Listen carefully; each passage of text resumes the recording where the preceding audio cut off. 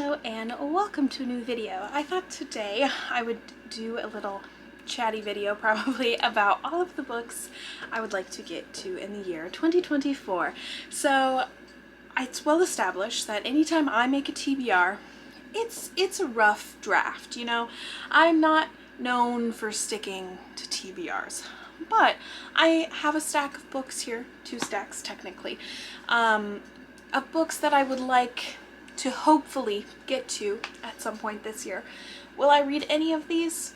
I have no idea. So let's just go through the list anyway, because it's fun.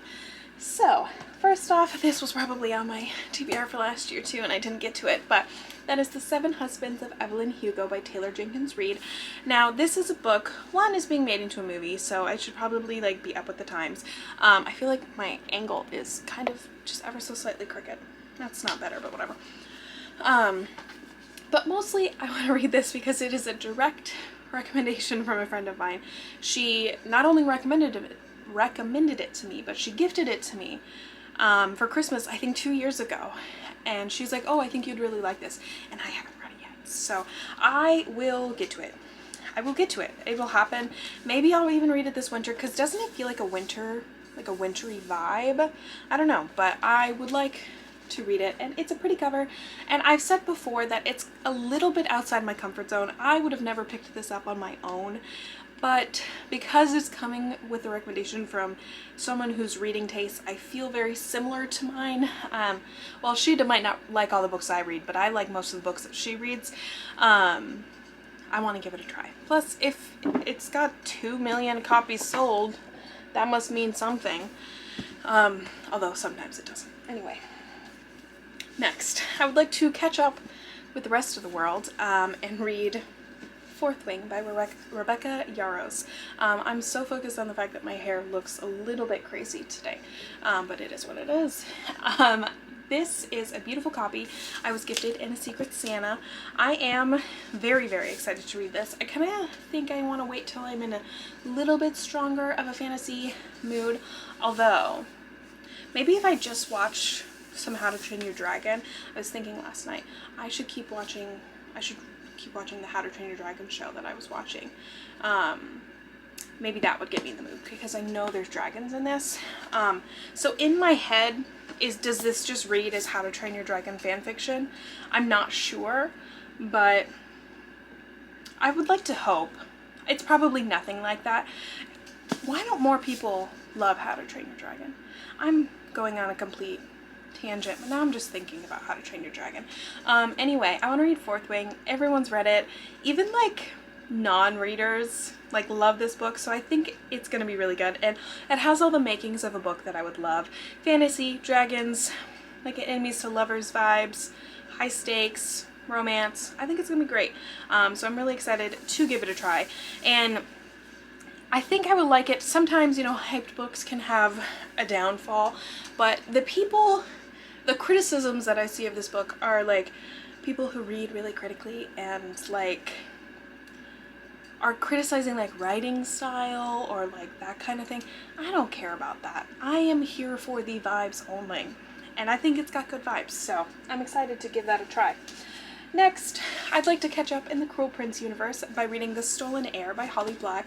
I can't remember if the next one after this is also out already, but I have The Stolen Heir as well as the,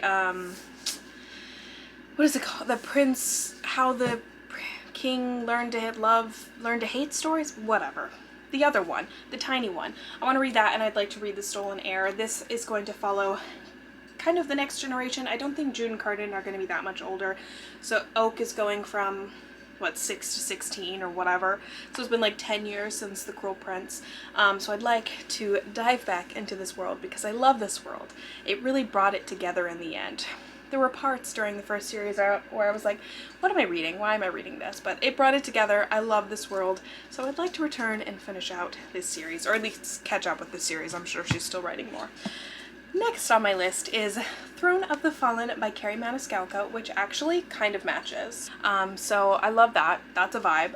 It really looks like I could take like a bookstagram in this today. Should I? I have very little attention span today because I think too much caffeine. Anyway, I would like to read this. This was gifted to me by my lovely friend Kendra for Christmas. Thank you, girl. Very sweet of you. I love Carrie Maniscalco. I love her so dearly and deeply. The Stalking Jack the Ripper series means so much to me. I also really like Kingdom of the Wicked. I haven't read the third one, which I don't know if it's Kingdom of the Feared or I have another one in the series elsewhere in the house. I don't really know where. I haven't read the third one in the series because I didn't love it as much as Stalking Jack the Ripper, but it's still really, really good. I would like to finish the series. This one, I think technically is a standalone, but it does take place in the world of Kingdom of the Wicked, so I would probably like to finish the other one before I read this, but it's gorgeous.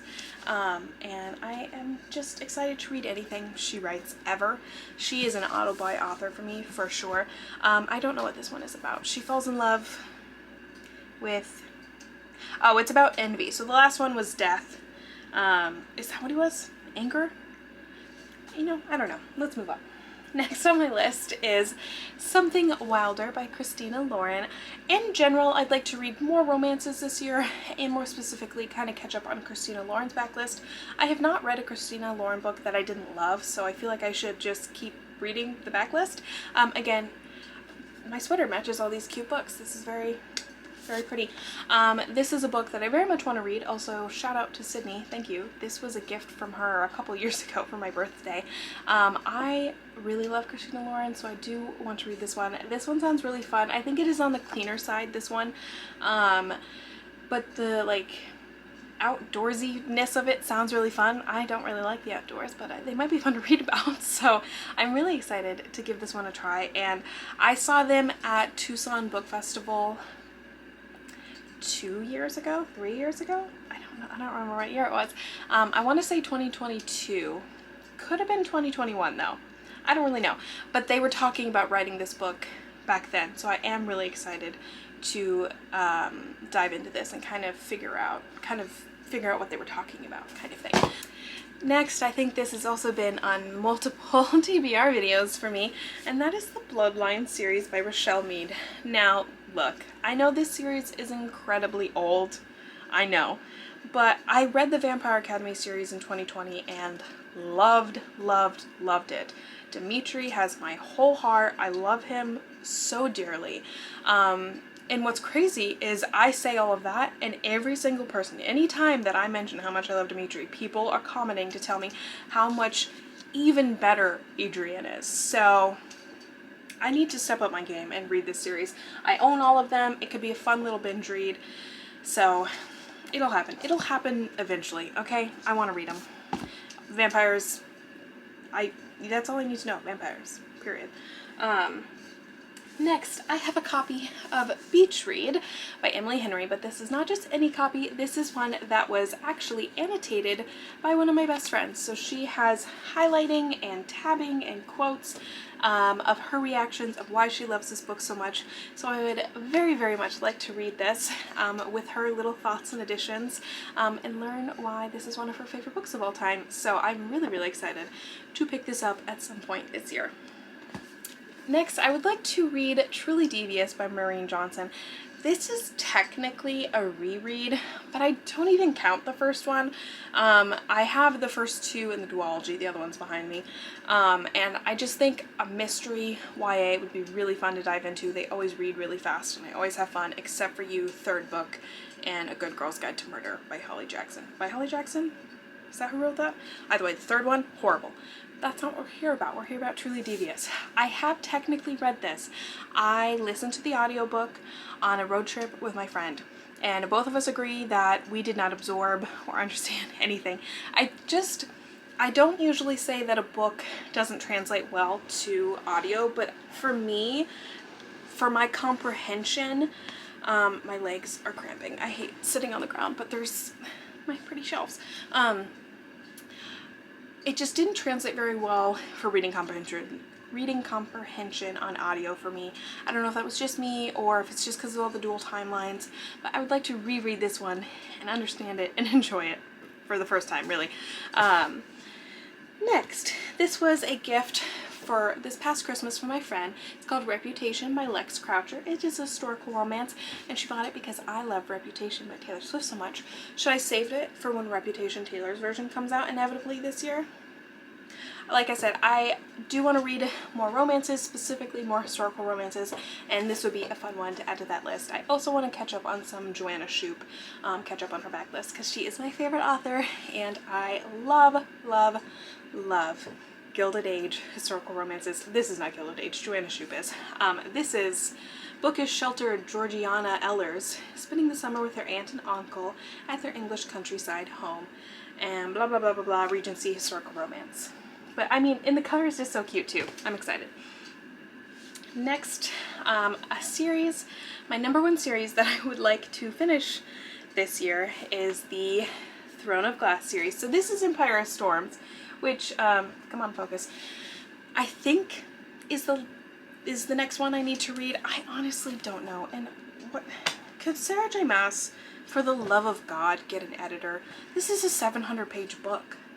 That's insane. I'm reading Crescent City right now as well, which is going to be on my list. Sorry, spoilers for myself. They're just so long, Sarah.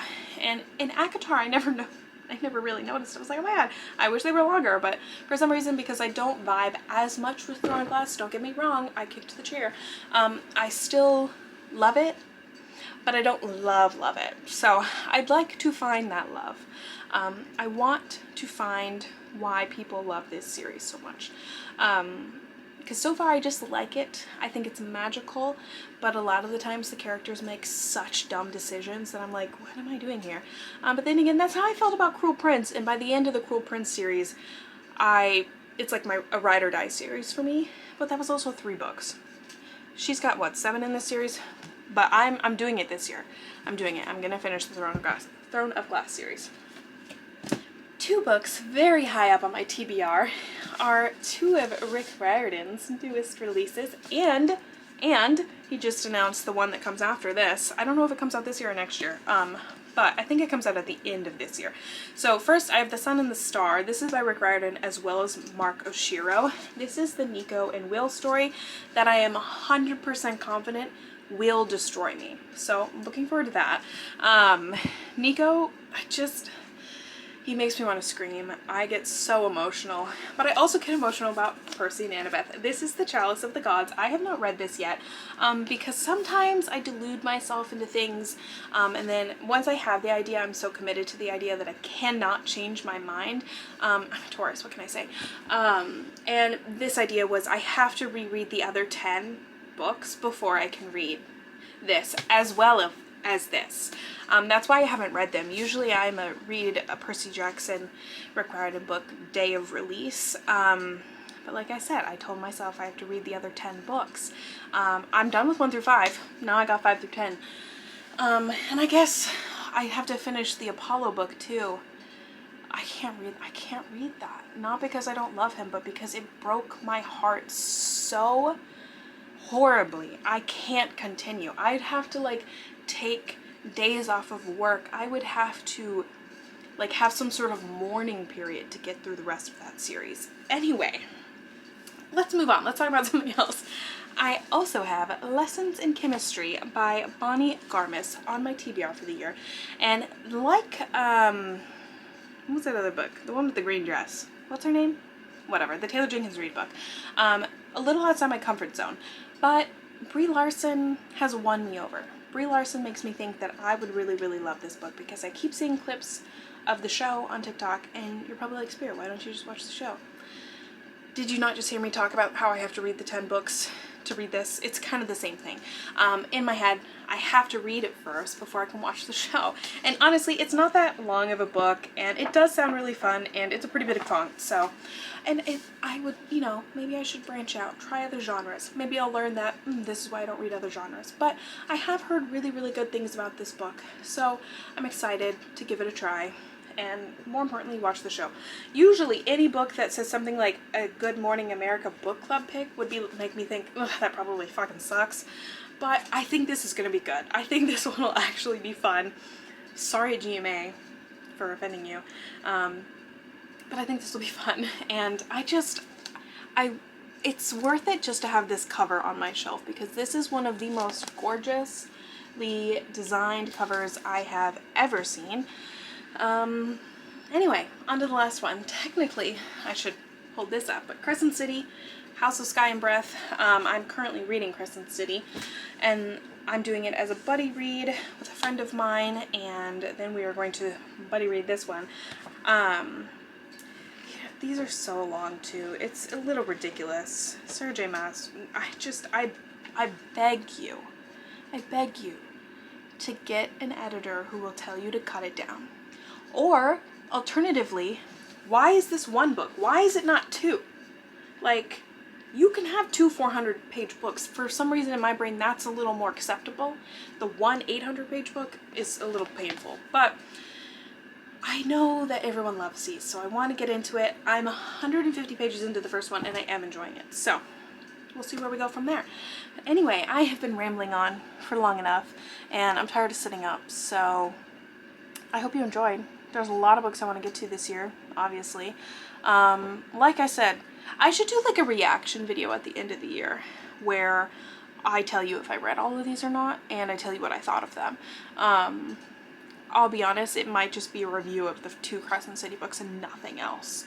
But we'll see. So, I hope you enjoyed. Like, share, subscribe, all that fun stuff, and I will talk to you guys next time. Bye!